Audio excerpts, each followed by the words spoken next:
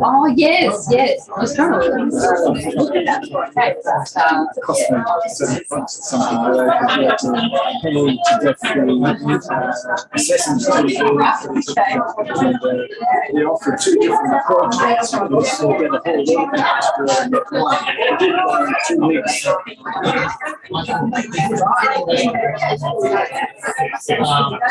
Alrighty, everyone, we'll be starting soon. Jackson, hello.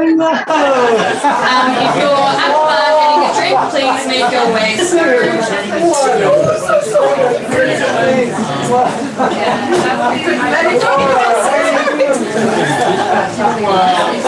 Didn't we do good to keep us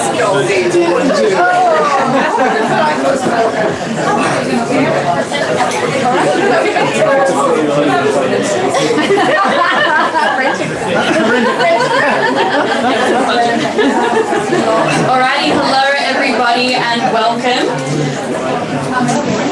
Thank you so much for joining us tonight. I'm so pleased to be here with you to discuss Dr. Tim O'Dowd's book, Our Children, Our Legacy.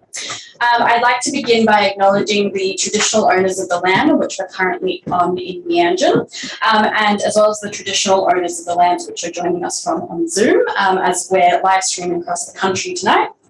I pay my respects to elders past and present. Sovereignty has never been ceded, it always was and always will be Aboriginal land. I'll just run you through some housekeeping. If you need the bathrooms, they're just inside and upstairs.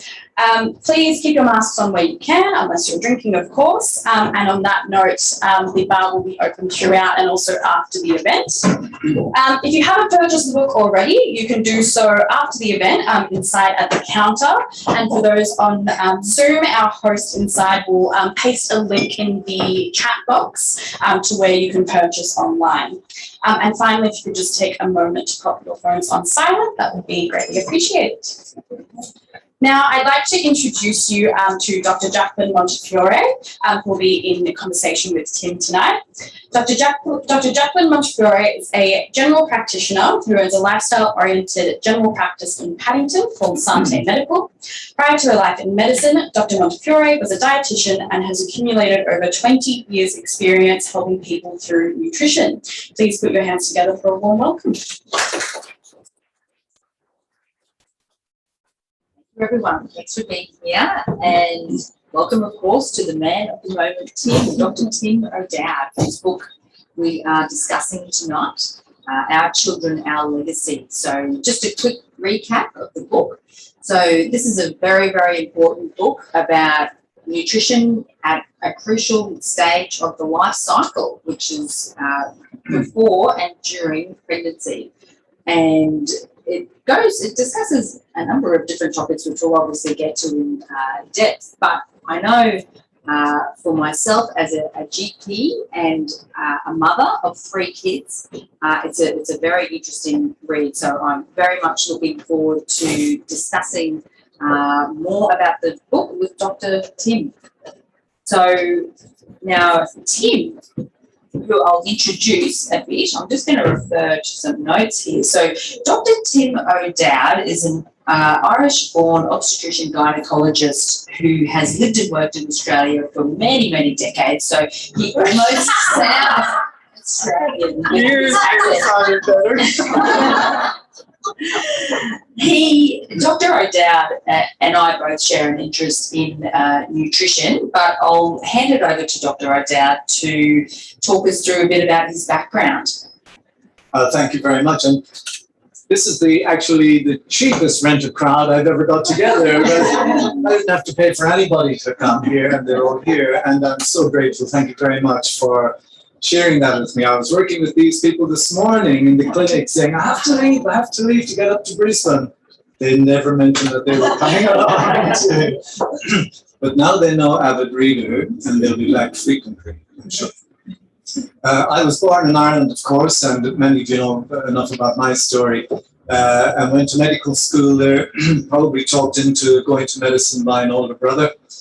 And there we go. The Irish degree was great, and Ireland would have been a great place to work. But gee, there was a calling here to Australia, and I came out therefore as a first-year resident working in Toowoomba. And then down at the Mater in Brisbane, Greenslopes for a while, back over to England, to Ireland and England for a few years doing the English fellowship in obstetrics, and then back to the Mater, and boy, that was a great moment. The obstetrics and gynaecology career was down on the Gold Coast and has been since 1986. And so I've recently virtually retired. I'm doing some IVF clinics still because I like meeting up certain people, and we're doing that once or twice a week. I was going to say about a phrase that I got picked up on the other day, keeping my hand in at the job. As a gynecologist, it's inappropriate apparently. It's a long glove. Yeah. But anyway, doing IVF, and this is now retirement time, and thank goodness for COVID. COVID did bring some good things, because it was after COVID started and we had the first lockdown that began to think about putting some words together in a book form. Here we are. Definitely a COVID silver lining. There are a couple, not many. One of the few. All right. So now I noticed on the book there's this badge here, and you got a 5-star rating from a US readers group called Readers Favourite. Do you want to start, Tim, with your summary of the book, if you could? Sure. Might give that in a short version and a slightly longer version. Summary, it's a non-fiction book, but it's not a textbook. It is probably aimed more at parents-to-be and people in the reproductive age group, but many more than that. And it is really centered around nutrition and reproduction. And that might be not an enticing reason to read it for some people, but it actually is much broader than that, because it deals with what I regard as a societal problem that is getting worse, and they're the chronic non-communicable diseases, which are becoming much worse, as I say, and unfortunately are also becoming projected for the generations which follow. And so it's about that, but it's also about 3 very important breakthroughs, and these are probably the things that I want to get across in the book, that have led us to the point where I believe we have enough knowledge now and enough information to actually break the cycle of the chronic non-communicable diseases that we have attributed to old age in the past, but obviously they're becoming more common in the middle ages and even younger, and projected to occur at an even greater rate and much earlier in our children coming forward. So those 3 breakthroughs I'm going to maybe a bit later, but they are super important, and I think people have lost sight of them, and we need to get the word out. And I've wanted to shout that from the highest mountain ever since I became more familiar with these. Right. Now, just explain, because there's quite a lot of parenting and pregnancy books and resources and blogs and things out there. Just explain for us, Tim, how is it different from those other written resources?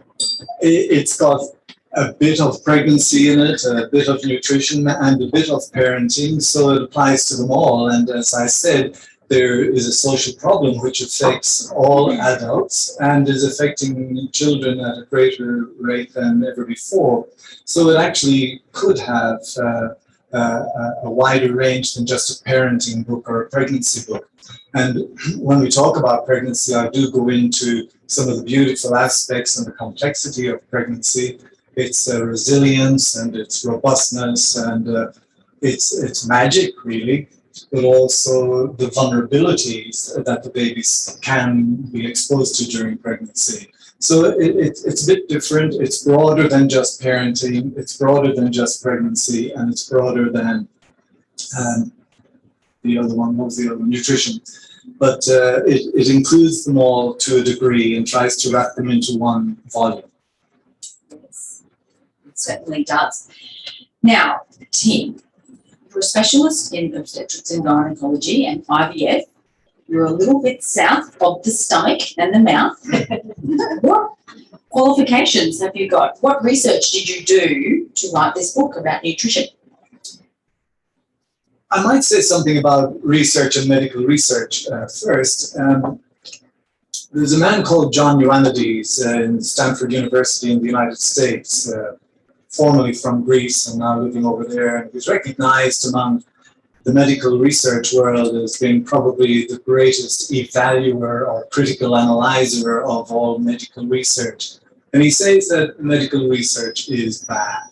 And probably 90% of the articles that are written do not have the information in methods or results that should be able to lead them to conclusions. And yet in the abstract, the conclusion looks as if it's fairly definite entity. So he's not comfortable at all about the strength of medical research. On top of that, he says nutrition research is the worst of all by a long way. And there is an awful lot of confusion, and we'll talk about confusion in nutrition in a little while.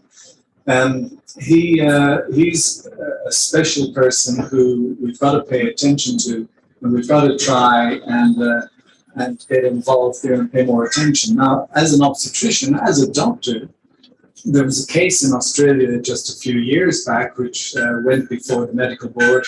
It's called APRA. It's a number of lay people and lawyers and fairly important people in society who are the final arbiters above the medical boards, if I understand the whole situation correctly. But they brought this man after investigating for 2 years. He's an orthopedic surgeon down in Tasmania, and they brought him before them to reprimand him, because they felt that the advice that he was giving his diabetic patients, being an orthopedic surgeon, he was involved with amputations and unpleasant things that can happen to diabetic patients, patients with diabetes, and got brought before them. And their final reprimand of him was that he was working outside the scope of his practice. Well, that incensed me, and I think many other people as well. For a doctor not to be able to talk about nutrition is stupid, because even our big recommendations in a lot of areas, our guidelines, one of the first things they say about all of the non-communicative diseases like diabetes is improve your lifestyle. If you're overweight, lose weight, etc. And so doctors should be recommending that. But automatically, the doctors will say, well, we've had no training in it in the university, in medical school. We've got no training in it or lectures or anything else when we're doing CMEs or postgraduate training. And so we don't have the confidence in it. There are research papers about all of this, peculiar to Australia indeed. And so we're running along this line of allegedly working outside our scope of practice. But every obstetrician does give advice about diet to a degree. It's the foods to avoid, like foods that might cause listeria, for example. It's a big thing. Like avoiding foods, fish that might contain mercury. So we stop eating salmon and good food like that it's got good fat in it. And we get worried about some other things. We talk about needing to supplement the diet with iodine and folic acid, etc. So we certainly are involved with nutrition. And I was always interested and always wanted to be able to talk about dietary guidelines. And we were great followers, Jennifer and I. And at one stage, we both started gym work. And her gym instructor, who might turn up here later on, started talking to her about nutrition with exercise, and she would come home and say to me, I'm not listening to what the bloody exercise fellow telling me, I've got the Australian dietary guidelines to fall back on. But anyway, Jennifer started cooking as per some of his guidelines, and I was collateral damage because I had to eat it, and I lost kilo after kilo after kilo over a short length of time. It was outstanding. So I took a deeper interest, took a whole lot of courses in nutrition, one through a university in Germany. I wish I could remember the name. There's an app called Coursera, and they offer university-type education. And they have a great one on pregnancy, but it's all typical dietary guideline stuff. I've read, 20 or 30 books on nutrition, especially on the new nutrition. And we'll get on to that type of thing. I expect what I mean by new nutrition. And these ladies here are sick of me talking about nutrition at work, and some of the consultations with some of our patients go on for a long time. So nutrition has been a huge part of my practice for a long time now, maybe 10 years, maybe longer. Now, so where do you want to go now, Tim? Shall we? So you sent some pre-publication manuscripts to some World Nutrition authorities and some local colleagues, and you know, they were very complimentary of the content of the book. Can you give us a bit more? So you've already alluded to some of this with what we just spoke about, but can you just give us a little bit more of a taste of what's in the book, and maybe go through the introduction and what you're alluding to a little bit more when you're talking about this new nutrition? If I read the very beginning about the introduction, and there won't be much in it, but it might give you an idea of what my writing style is like, and you can judge me on that. I'll read just the first paragraph because to me it's got a fair bit of significance. Nature is extraordinary. No computer, no matter how powerful, possesses the ability to calculate the endless biochemical actions and reactions that nature performs in the life cycle of every plant and animal on Mother Earth.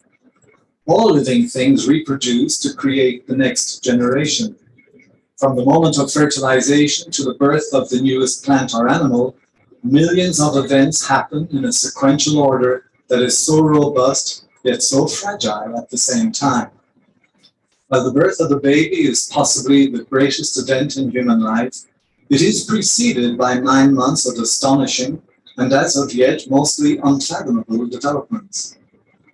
In the 1 minute that it took for me to read this paragraph, 200,000 new brain cells have been created in a baby at 20 weeks gestation. All this and more for nature to create one little miniature human. What goes on in there is so complex, it's extraordinary how often it works out so well, but it is vulnerable. They're vulnerable things, and it influences the rest of that child's life. We got to pay attention to it. Absolutely, definitely. That always struck me, I'll just say, as a junior doctor assisting in caesarean sections, and, you know, apart from being told, cut that, you know, and trying to remain on the ball, it just always marvelled the obstetrician would look at the pelvic organs, you know, check out the ovaries and everything, and just kind of throw them back in. And it just boggled my mind how then thinking this lady will probably be back in 2 years having another baby, and it's just all going to work again and go through that process without us really consciously thinking. It's, you know, evolved over those millions and millions of years. It's just really quite mind-boggling to think about. Now, and so, Tim, you have been involved in a few more births than me. You estimated about 10,000 births.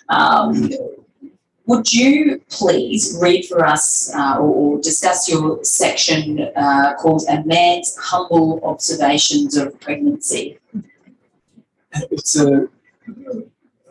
it's a great honor and pleasure for a male to be invited in there other than the male partner or some other important people inside into a delivery. But it is so fantastic, and as a man, I can never fully appreciate exactly what the person is going through, but I did write that one bit. I might have trouble. I might cut it short, maybe. As a male partner, father, grandfather, and obstetrician, I have been a witness to the natural and magical wonder that is pregnancy. I have seen the beauty of progress in healthy pregnancies. I have seen so many women who appear completely content despite the major changes and concerns that are part and parcel of pregnancy and childbirth. Of all the amazing phenomena in nature, surely human pregnancy exceeds them all. However, as a man, I will never know what it truly means to be pregnant and to give birth, despite years of involvement with reproduction. With total respect to those who have been pregnant, I'm reminded of John Lennon's Woman, and humbly agree that men are forever in your debt. I'm going to get kicked out of the men's club. Men are forever in your debt. I've been a good listener and observer, but I will never endure the physical, hormonal, and emotional roller coaster that women experience during pregnancy. And it lasts for such a long time. 9 months of being caught between your normal self and your new self as a mother. Then there's the expectation of society that you must be happy at all times. The meant to be supportive words that people like us give, stating that your morning sickness will cease in another few weeks, must surely invoke frustration and helplessness. But there is more, so much more to this journey. The tensions and anxiety felt before important scans and blood tests, the apprehensions about the baby's health, the often unexplainable, conflicted and confusing emotional fluxes that surge between bliss and the blues, the exhausting tiredness and annoying leg cramps, not to mention cravings and backache. How does one respond to the never-to-disappear stretch marks, the swollen ankles, or the embarrassing urinary accidents? And it goes on. I've loved pregnancies. I'm sure your patients are very grateful for having you looking after them. Now, the first two chapters, there's quotes from two very interesting and well-known people, but who are very quite different. So there's one from Sir David Attenborough and also comedian Jerry Seinfeld. Do you want to tell us a bit more about that? I love quotations, and while I don't always recall them, I have written a good few down in the book at different places. David Attenborough is, everybody knows David Attenborough, he's such a special man, and I think I would say the majority of people have fantastic respect for him. The comment that he made in his most recent book was that we share the earth with the living world, the most remarkable life support system imaginable.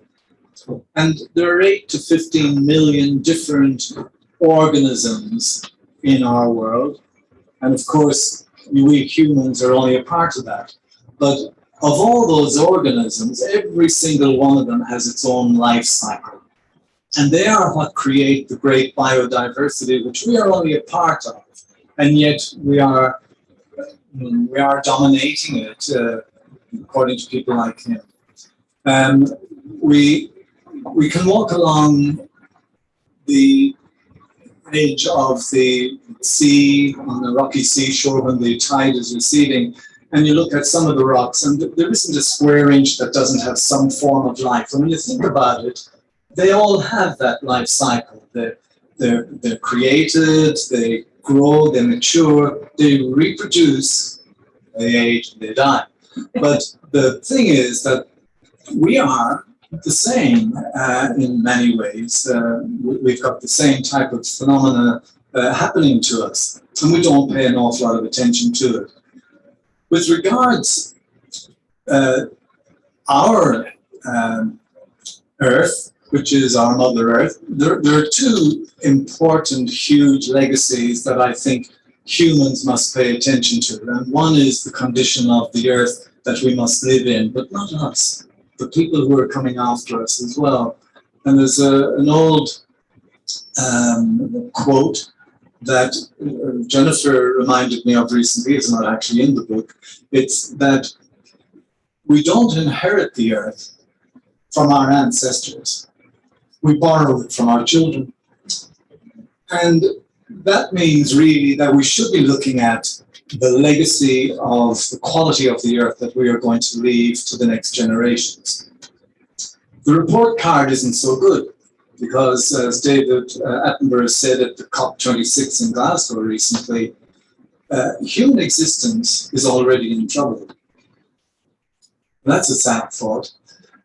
Humans, 7.8 billion of us, and growing in population about 1 billion every 10 to 15 years, are consumers and polluters, and we all have to be fed.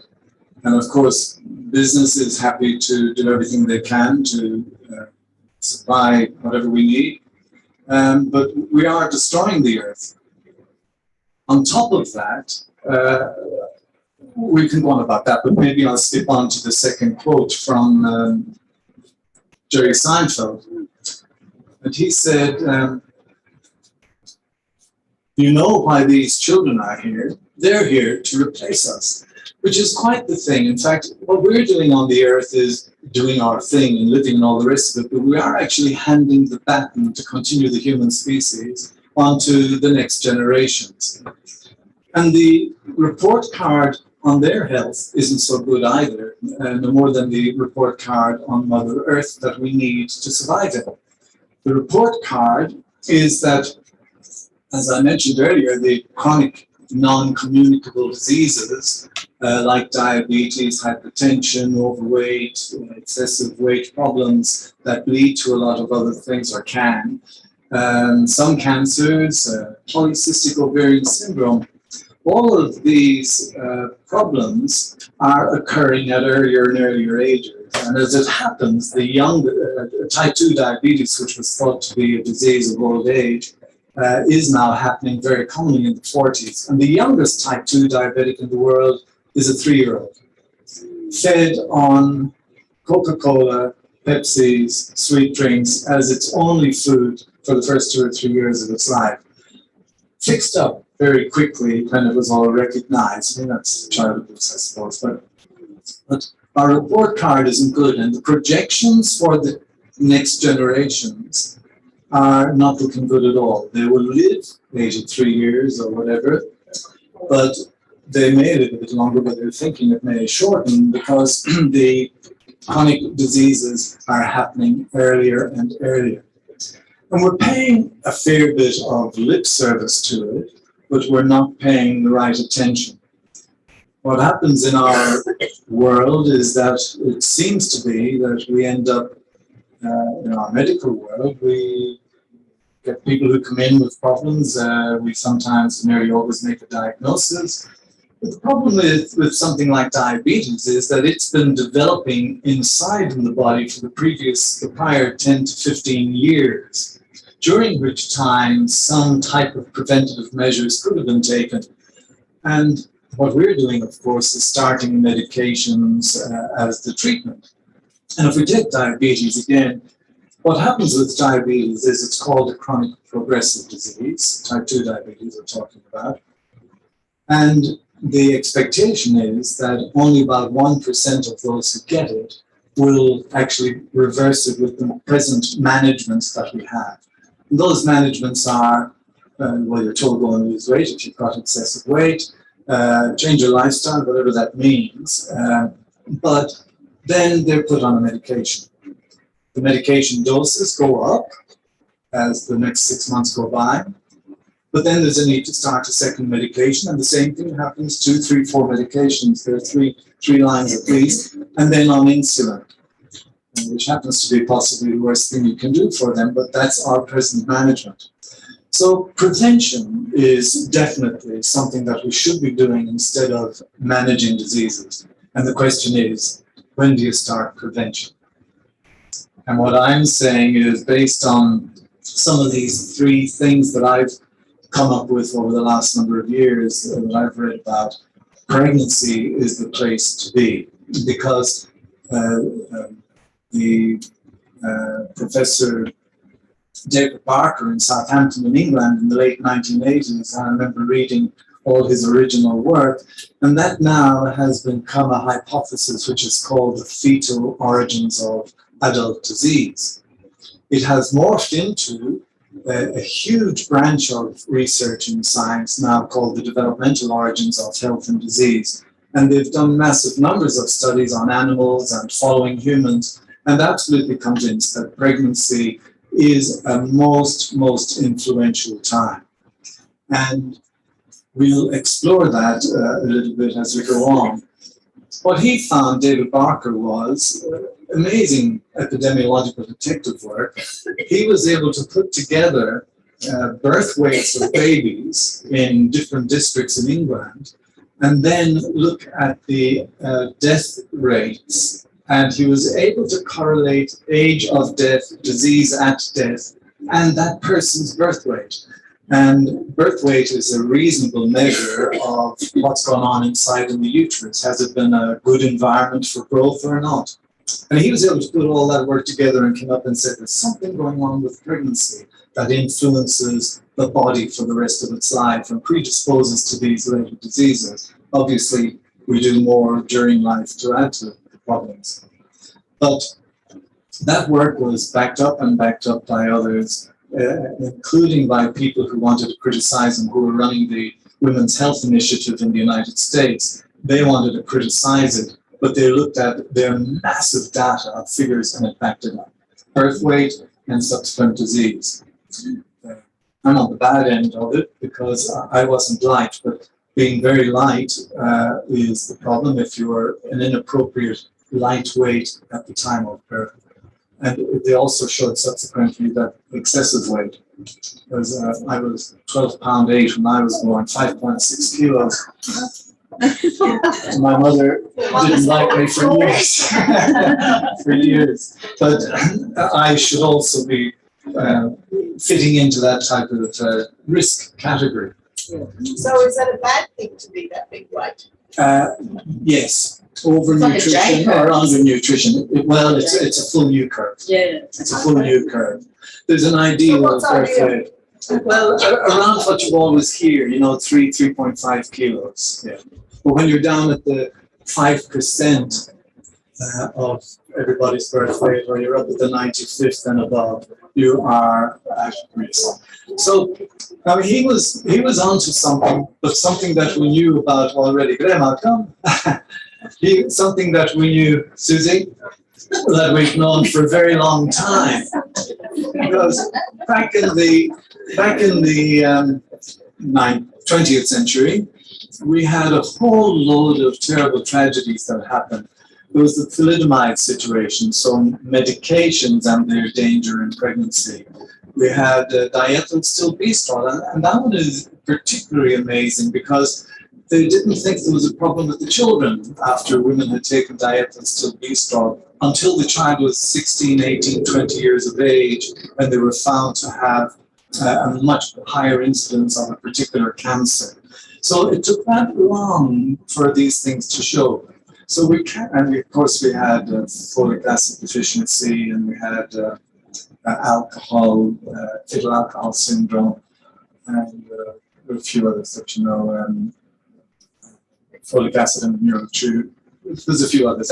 And smoking is another one that's particularly interesting because it shows not only does a person who smokes affect their own health, but if they are growing a little baby inside, that baby is potentially affected as well, but also their gametes, so the ovaries or the sperm inside in that child. So there's 3 generations of effect from an event back then. So we know definitely that pregnancy is a vital time for potentials for disease later on.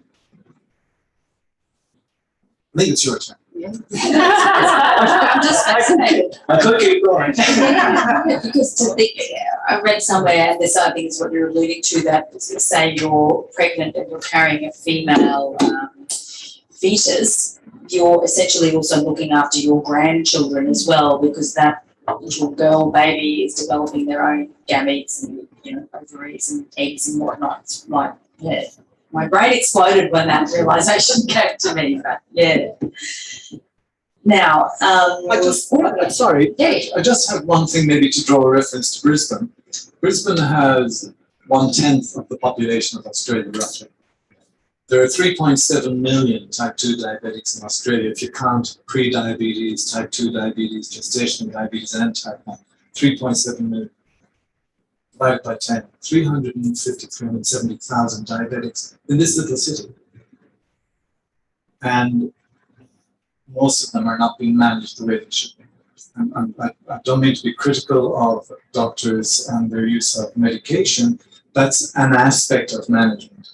But the nutrition management is following a paradigm that's a little bit older and should be revolutionized. And that's what I think you're doing in your clinic and some others, and that's the revolution that's coming on. We can talk about that a bit later. yeah. Oh, well, can we talk about it now a little bit?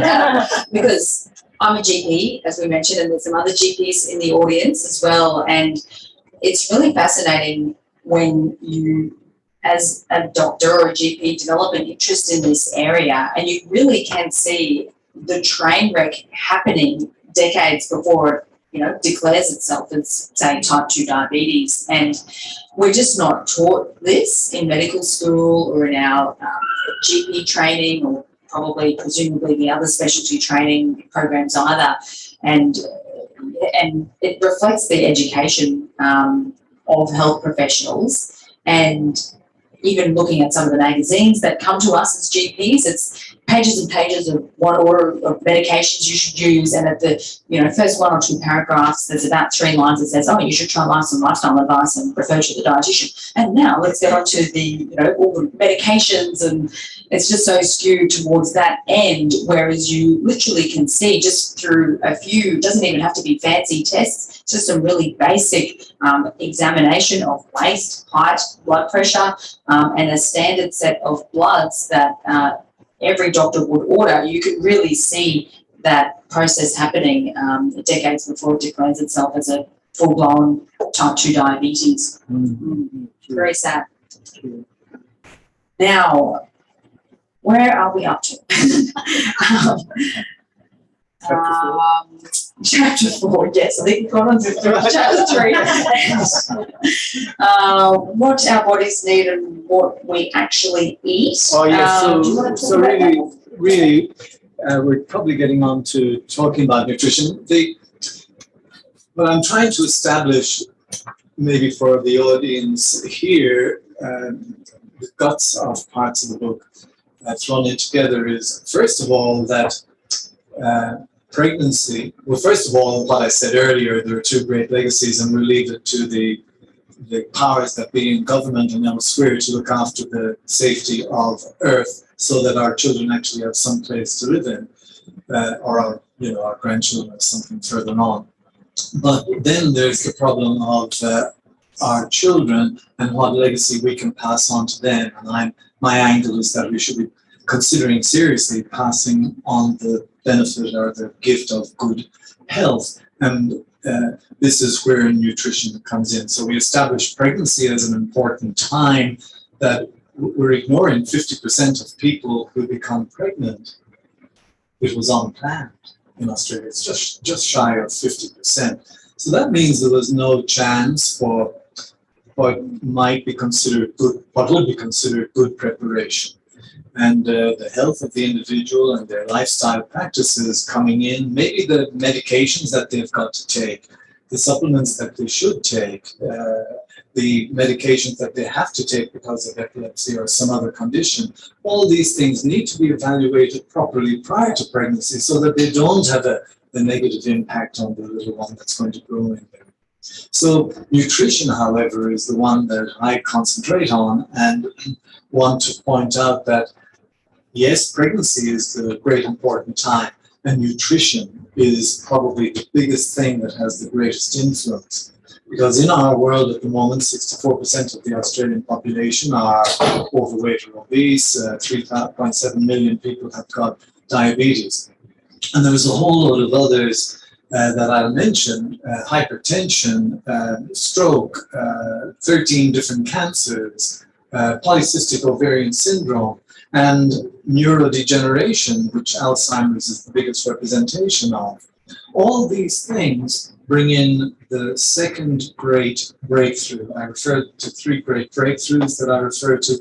The second one is work that was done by a man called Jerry Raven in the United States. And his great breakthrough came again in the 80s, the late 80s, and that was when he was giving one of the famous endocrine speeches called the Banting Lecture in the United States. And he came up with a thing called Syndrome X. But what he did was, the medical profession were treating all of those conditions that I've mentioned almost as if they were individual silos. And each one had its own set of investigations, its own sets of treatment and own sets of advice. What he did was bring them all together under one banner and say that a thing called insulin resistance is in fact either the central pathology or a major contributing pathology to all of those conditions. So instantly that meant insulin resistance, maybe I should explain what it is, but insulin resistance, we know that it's nutrition that manages that. If you don't manage the nutrition, you will stay with insulin resistance, and that burns on no matter what medications you use to try and improve the blood glucose level, for example, or blood pressure. So here we are. I've tried to prove that pregnancy is the time, or before pregnancy indeed, and nutrition is the way to influence how to reduce or prevent the chronic non-communicable diseases that are beginning to afflict so many in our country and the world, but also the children that are coming on. And so it's nutrition. So we need to talk about nutrition a bit. So can you explain a bit more that term insulin resistance for us? Sure.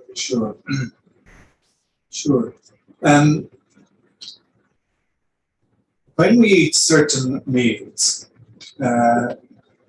food comes into our body to be broken down first of all, and when it's broken down, it gets distributed, pushed through the liver usually more than anywhere else. And in that process, it gets distributed in its basic forms like amino acids for proteins and fatty acids for fats, and mostly glucose for carbohydrates.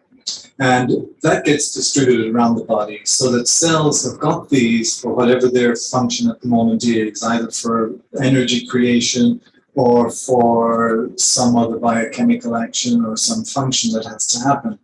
Growth and repair, for example, immune system management, all these types of things. Now, the carbohydrates, and I don't mean to pick on carbohydrates, I'm only talking about one of these items and where insulin comes in. So carbohydrates break down mostly to glucose.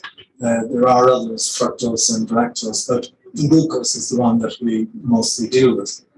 Now, glucose, so you feed yourselves a meal that's got a fair bit of carbohydrate in it. Then to break that down to glucose and to get the glucose, mostly to get the glucose into the cells, requires insulin. Insulin is produced by the pancreas, and there is a need for a decent response of insulin with, depending on the amount of carbohydrate that's broken down to glucose that has to be pushed into cells.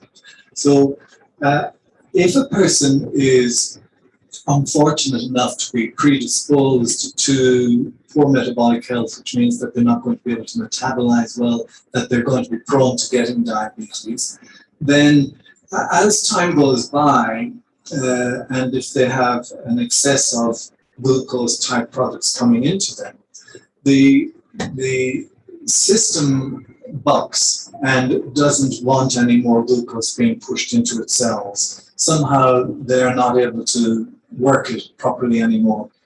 But insulin from the pancreas works overtime to try and force that glucose into the cells. And that goes on for some years. So you've got a thing called hyperinsulinemia, which is high levels of insulin, which is damaging to blood vessels. Any high blood sugars are damaging to all the small blood vessels and all the major blood vessels in the body. And with time, they create significant damage. But as time goes by, the pancreas doesn't cope anymore. And it's at that stage when a person might be peeing more and drinking an awful lot more, or very tired, or some other things, and they go to the doctor for a checkup and they get that blood test done called HbA1c, and that's where our diagnosis of diabetes comes in. So it's a measurement of your average glucose level over the last 3 years in your blood. And if I could give an idea about glucose, in the whole of the body, in your whole circulation, under normal circumstances, maybe when you wake up first thing in the morning, there is 1 teaspoonful of glucose in the whole body, in the whole circulation. You have 1 banana, just 1 banana. That's the same as putting in 9 or 10 teaspoons of sugar into your body, which is 9 or 10 times your total circulatory volume of glucose. It is a massive load on it. Rice, basmati rice, the best of the rice is probably, it's like putting in 10 teaspoons, and that's 100 grams I'm talking about. Putting in 100 grams. So they are the glucose foods. Carbohydrates are the glucose foods, and they're great carbohydrates, but they're all relatively different to each other. There are those that have got very low sugar equivalent in them, and others that have got fairly high. I call sugar and glucose the same thing. It's not quite, but it's the same word. And so people who are prone to not being able to metabolize their carbohydrate or their sugar well are going to struggle with it in time. They'll gradually get closer and closer to diabetes, and gradually will have the effects from diabetes and go on medication. And that's a medicated life usually afterwards. But something happened recently, and this is the third breakthrough. And that is that despite the dictum and the dogma that diabetes, type 2 diabetes, is a chronic, progressive, lifelong disease, 1% reverting yearly in any group, now we're able to get 50% reversals with 2 or 3 different approaches. Nutrition occupies 2 of those positions, and by reducing the carbohydrate load, that's where the victory seems to be greatest, although there is another one, and there's the surgical thing as well. And they're well worthwhile talking about maybe later. But by reducing the pressure on the production of insulin from the pancreas, you can actually stop the diabetic blood levels being at a level where you would normally continue to diagnose them. You won't probably reverse the damage, although we were at a conference, I think you were down there in Melbourne as well. Yeah, that's where we met, down in Melbourne. And one of the lovely doctors who was the senior presenter there, Olivia Remington, is it? Yes. Olivia became a diabetic as a medical student, type 2 diabetes. 10 minutes, okay. We're nearly there. And she became a medical student. She was a medical student and developed diabetes and followed all the advice. And she just got angry with herself because she said, I'm not able to control this no matter what I do. And she eventually got eye disease where there was diabetic damage in her eyes. Once she got onto the low carb idea, which does help reverse all of this, once she got onto that, her next eye check a year later was normal. So you can reverse some of the damage, and we don't know how much is reversible. That's the problem that we have at the moment. So nutrition. Pregnancy is the time to start. It's a long game. We'll all fall down. I had loads of birthday cake recently with different birthdays in the household. But as a general rule, you try and avoid the excesses. Now, the last thing about nutrition, I think, is that carbohydrates aren't bad, but some of them should be avoided by people who are gestational diabetics or type 2 diabetics. But in particular, processed food is full of it. You're dealing with real sugar, fake sugars, you're dealing with seed oils, which are also inflammatory, and they need to be stopped. And our processed food, anything that's got a label on it, is absolutely chock-a-block. 58% of the food calories ingested in Australia are processed food. And that's where I do have a fair bit of criticism about big business and government guidelines and things in there. It's meant to be gentle, but it's there as criticism.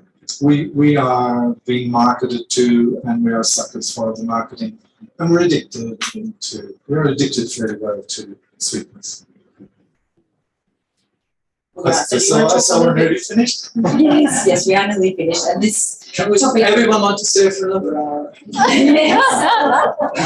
Talking about the guidelines would possibly last another hour if we dive into it in depth, but we'll touch on it briefly if that's okay, if we have time, because this whole thing of low-fat diets being recommended from the 70s really is a lot has played a big role in contributing to a lot of adults getting insulin resistance over their lifetime.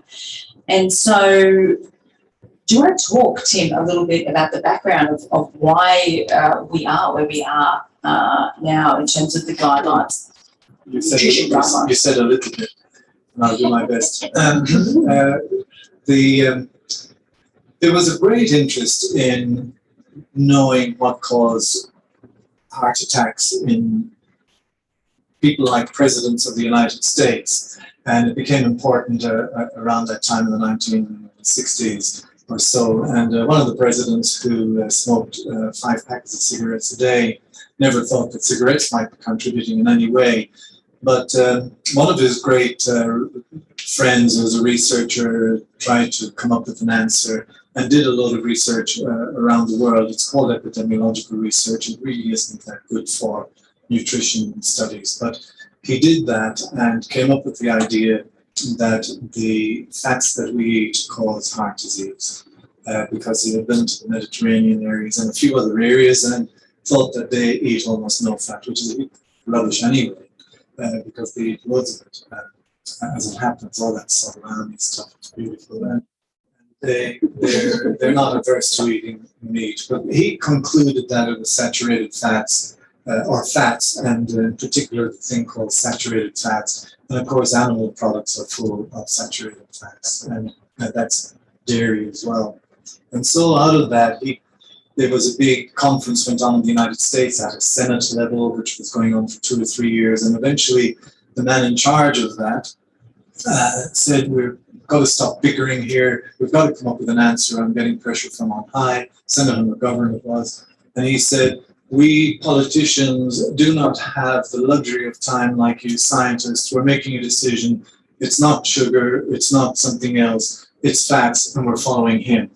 And the man that they were following was called Ansel Keys. And soon after that, they came in with dietary guidelines for the United States in 2 different phases, 77 and 80. And every 5 years ever since. They follow the exact same line with very minor modifications ever since. Every country in the world imported and adopted the exact same type of guidelines. They made out they were changing them for their own places.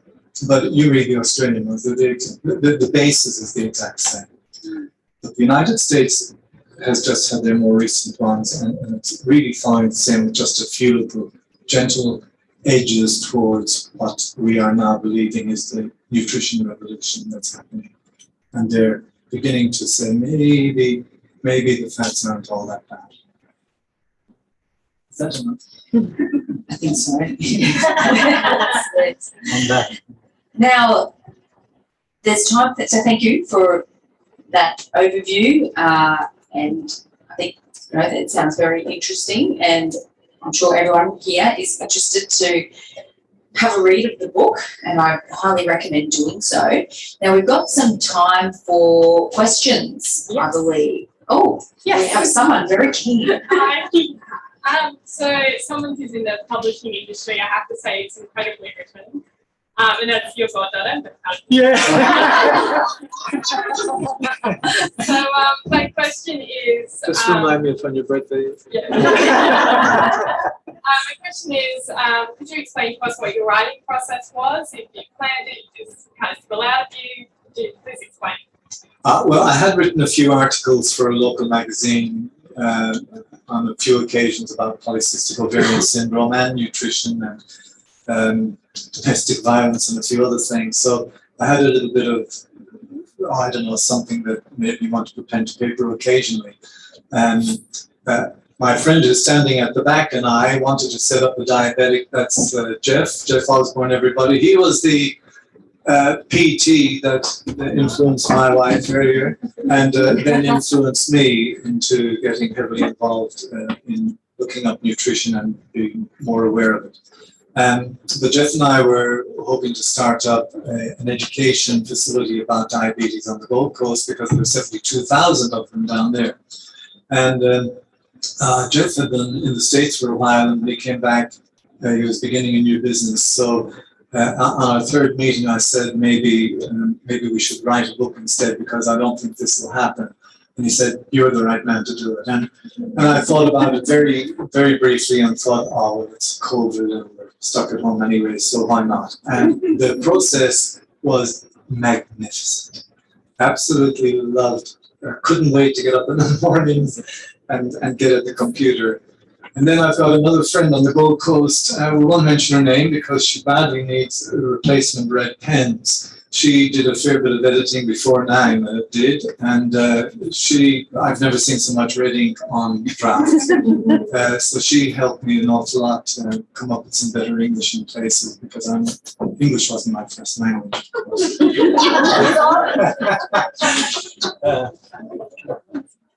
Fallen on larging whalga.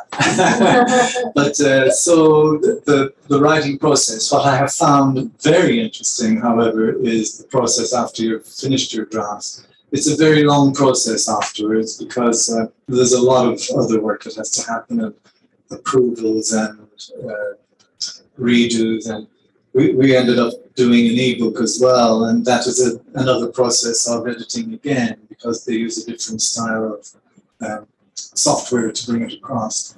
And then I was keen enough to hear my voice, so I went and did an audio tape with some friends on the Gold Coast, and it's available in that format. And this is my legacy. Tim, we've actually had a question come through on Zoom, and they'd just like to know, can you tell us a little bit about how the book is structured, and is it explorative and informative, or does it also offer practical advice? The end chapters are a bit of what to do, but I mean, the message actually is so straightforward about the nutrition side of it. It doesn't take more than 2 sentences or 3 inside in a doctor's consultation to say it. You got to watch processed food because processed food is bad. You got to watch juices, and you got to watch some of the carbohydrates that you are eating in excess. You know, some of the ones that we've got great infographics now that show the ones that are just too much glucose in them compared with some of the ones like above ground leafy vegetables are absolutely fantastic. But it's in the back about we've got to do this ourselves. We can't wait for government and guidelines to change because governments are in a difficult situation. They're complex organizations with a lot of players wanting to be involved, and they've got their own agendas, and they don't want to change anything that they don't have as an agenda of their own.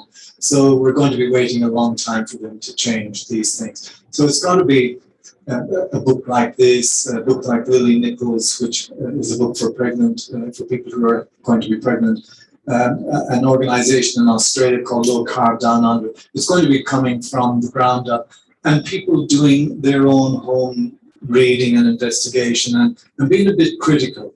If somebody says to you, I've just heard that there is a wonderful seed from South America that is the bee's knees. Well, I was over there. The Native Americans are much shorter than we are, and they're much stockier than we are. I don't know that they're any healthier. I think they get a load of diabetes and other things as well.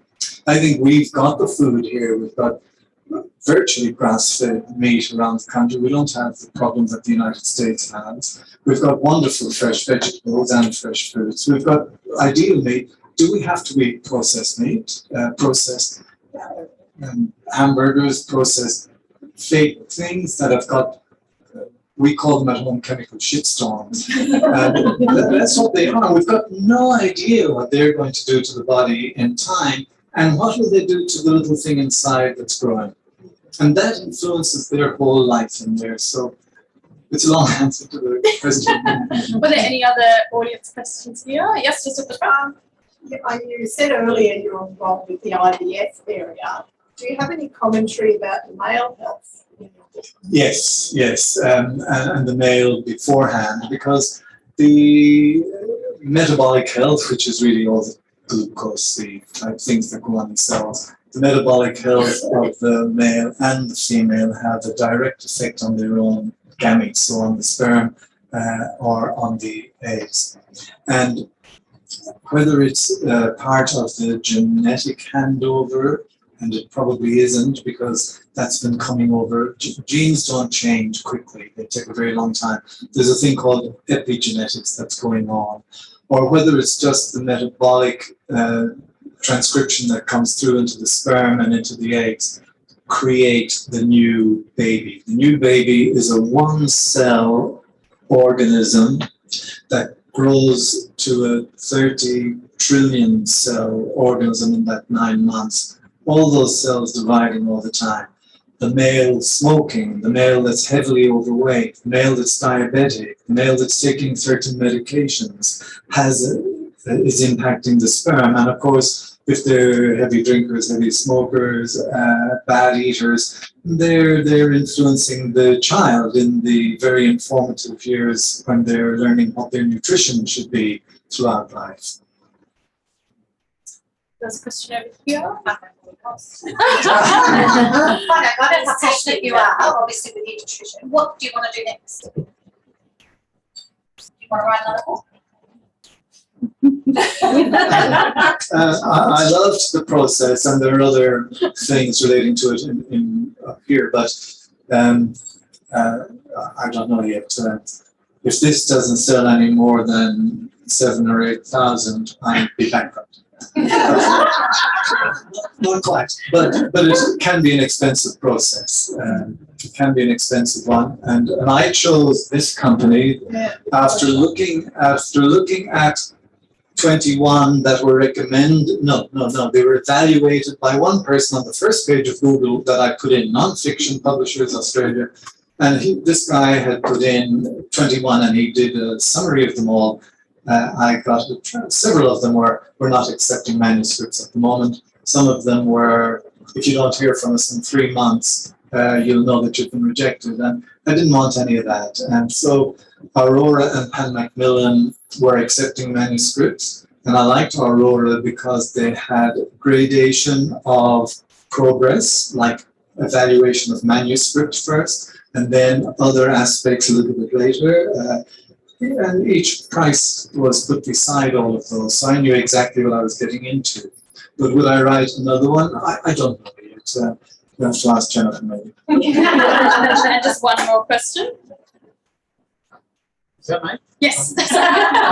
So Tim, I want to do a little bit of mathematics in there. So say someone lives to be 90, say the average age is 90, and say that pregnancy plus or minus a bit is a year. So that's 1/90 of a lifespan. Your book's about pregnancy. How much do you have to multiply that pregnancy for the importance for that whole life? And maybe at the back end it doesn't matter because the diet's cast. So perhaps you could comment on why pregnancy is more than 1/90 of the Well, it is because I suppose it's a little bit like a computer in there. The baby is actually being programmed. All its processes are being programmed. And it's the usual thing with any type of programming, whatever is put into it is what you get out at the end.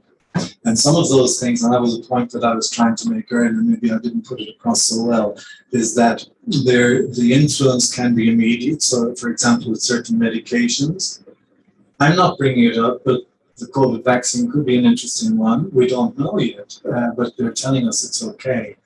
But as I said, there was one medication where its bad effect didn't come out for 16, 18, 20 years. And we know that it's a long game. So the pregnancy is vital because the programming is happening. The baby has to adapt for survival inside here. So it may be adapting to micronutrient deficiencies, for example, which are fairly common in Australia. It could be adapting to excesses of glucose going around in the mummy's tummy, in the mummy's circulation, and it's adapting to that. So it's setting its processes up based on the environment it's in. We're living in the world environment, which is very important to us. The baby's environment is in there. And what it's been exposed to is how it comes out programmed. And that program has to be continued. It's plastic for a while, so it's very adaptable. But it may have permanent effects. So, for example, in short, if there is a problem with a certain micronutrient deficiency at a critical time inside in a baby in some organ that's developing, the brain is spared first. So whatever amount of that stuff is coming in seems to get to the most important organ, it would appear. And the pancreas might be one that suffers. So the number of beta cells that end up producing insulin may be flawed, and it only may be in a lifetime of carbohydrate or glucose excess that falters. So they've been programmed to develop disease. And if they continue then throughout their life as a predisposed entity, and exposed continuously thereafter, well, then it's just compounding the problem that happened at the beginning, the programming. Alrighty, I think we'll have to leave it there. As I said, we have copies of Our Children, Our Legacy available at the front counter. After this, we'll just all move inside. The bar will still be open, and we'll have Tim. He can sign your book, and you can ask any questions you still have for him. This has been illuminating and very informative, and if we could all give a round of applause.